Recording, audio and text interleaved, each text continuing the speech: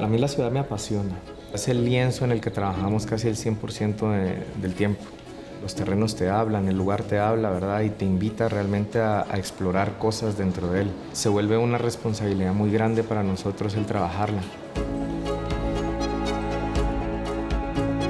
La ciudad es ese ente en constante cambio, ¿verdad? Nunca descansa.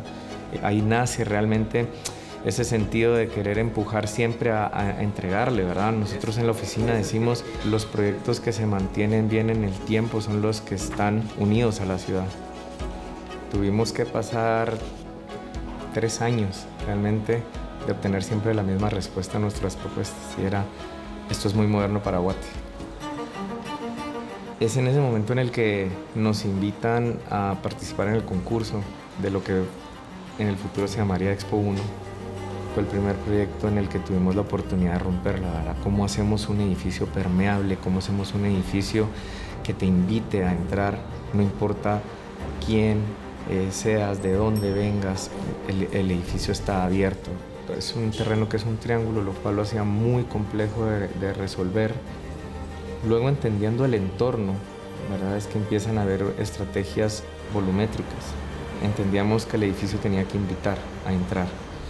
El edificio, al ser un triángulo y su ubicación, se va adaptando precisamente a esas circunstancias de la ciudad.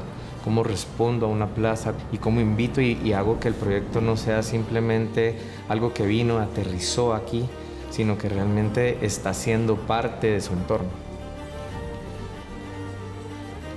Y termina a una escala completamente barrial en la que ubicamos una de las áreas comerciales, que es un mercado culinario, que su intención es precisamente volver el proyecto un punto de encuentro. Nuestro ADN nace del concepto de la química arquitectónica, en la que entendemos que cada proyecto que vamos a desarrollar requiere una fórmula distinta, o sea, unos ingredientes diferentes. La base de lo que hemos planteado Juan y yo desde un principio en la oficina es siempre experimentar con algo nuevo.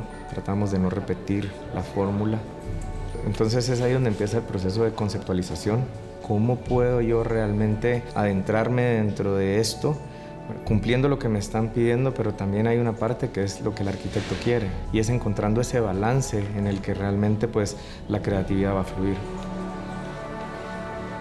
Mariscal 1.1 nace de una estrategia de entender el área en el que estamos trabajando, un área muy poco desarrollada desde el punto de vista de edificios. Pues el reto es tener más de 200 unidades dentro de un mismo espacio. Primero es plantearnos cómo podemos hacer que tantas familias vivan juntas sin tener esa sensación de agobio, ¿verdad? De demasiada gente cerca o demasiada gente en un solo espacio. Hicimos una estrategia de cómo reutilizar el mismo material que iba a salir de la misma obra. De esa manera pues teníamos dentro de la fórmula una parte más ecológica. Nace la posibilidad de entonces empezar a crear muchas amenidades de encuentro dentro de la fórmula del proyecto. Entonces el hecho de crear una topografía que nos permitiera que la piscina, por ejemplo, está a una altura mientras que la cancha de fútbol está a otra, eso nos evita pues que no interfiera una con la otra, una actividad siempre se puede desarrollar. Ahí está la ludoteca, el gimnasio. Entonces es por eso que cuando entras dentro al proyecto empiezas a encontrar esta topografía que cuando la empiezas a usar hace todo el sentido. Y posteriormente pues es un proyecto que sabíamos que se iba a hacer en fases y teníamos que tener previsto de que al ser este el primer proyecto, posibles proyectos a futuro se podrían dar. Entonces, si tú miras el proyecto como está diseñado, sus 4 esquinas están siempre abiertas. Esto deja la probabilidad de que cuando la ciudad, tal vez no ahora, pero en 20 años se empiece a desarrollar en esa parte, este proyecto se pueda adaptar. No, definitivamente hay una parte del día a día que hay un momento de soledad. En el momento en el que tú te puedes dedicar un poco a pensar directamente en las cosas que a cada quien nos apasionan, ¿verdad? En mi caso es darle vueltas y vueltas a una idea, a cuestionarla mucho, a entender realmente que lo que estamos proponiendo, lo que estamos por proponer, hace sentido, ¿verdad? Y eso realmente es lo que una idea lleva a la otra, ¿verdad? O una pregunta, porque normalmente el hacernos las preguntas adecuadas es la que nos va a llevar a ese resultado que queremos.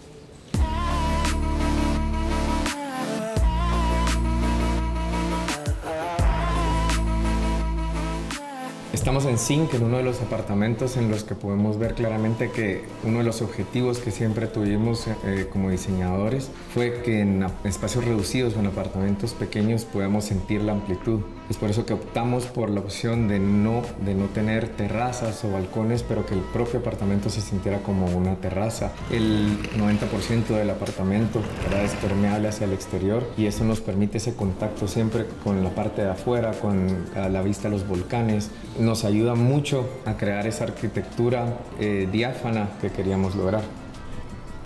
Es un proyecto que trabajamos en acero. Las columnas que revisten este proyecto al mismo tiempo son sus brezas, son las que le dan el esqueleto que sostiene cada una de sus partes. El tomar la decisión, ¿verdad?, que estos elementos tengan una función dual, ¿verdad?, es lo que lo hace realmente único y atractivo.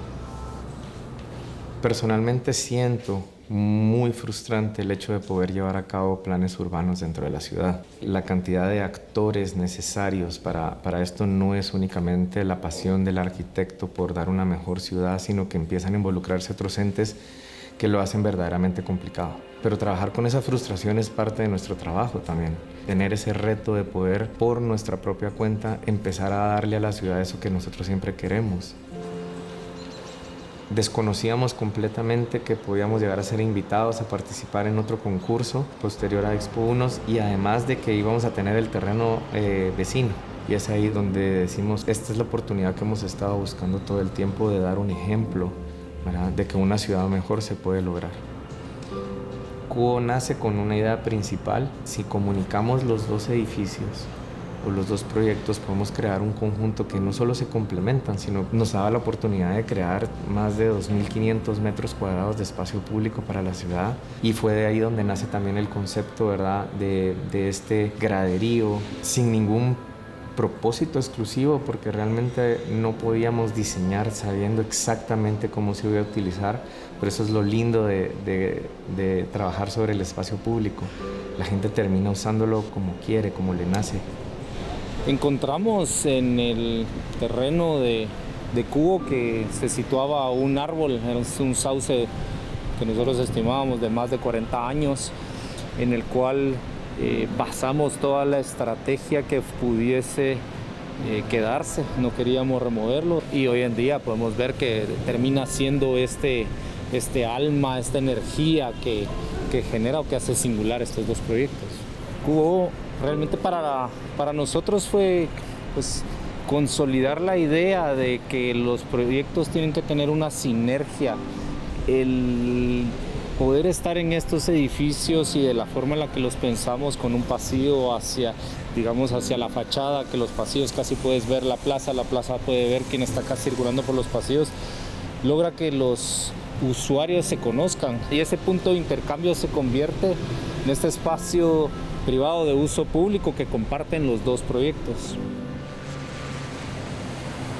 Creamos dos torres, los dos de uso mixto, uno de oficinas, uno de comercio y el otro de comercio, oficinas y vivienda. Entonces tomamos la decisión, ¿verdad?, de esculpir estos volúmenes de forma a que se volvieran amigables entre proyectos, pero también entre torres. Si vemos una de las torres baja, ¿verdad?, para permitir que la otra torre vaya subiendo en ese punto, y entonces podemos lograr que toda la gente que vivía en una torre no se viera bloqueada por la otra torre.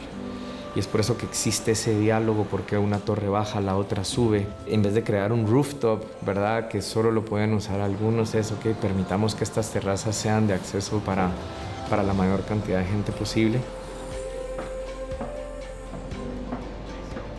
Desde un inicio la intención que tuvimos era que el edificio se pudiera recorrer de muchas maneras. Eso podía enriquecer la experiencia.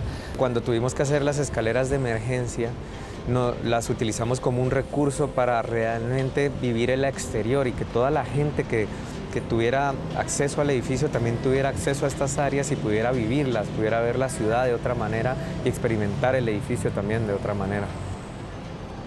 Dos proyectos que logran la sintonía, pero un solo proyecto en sí que alcanza el objetivo, ¿verdad? Que era dar ese espacio público, ser un hito dentro de la ciudad y arraigarse a la ciudad como siempre, pues, como oficina nos habíamos propuesto.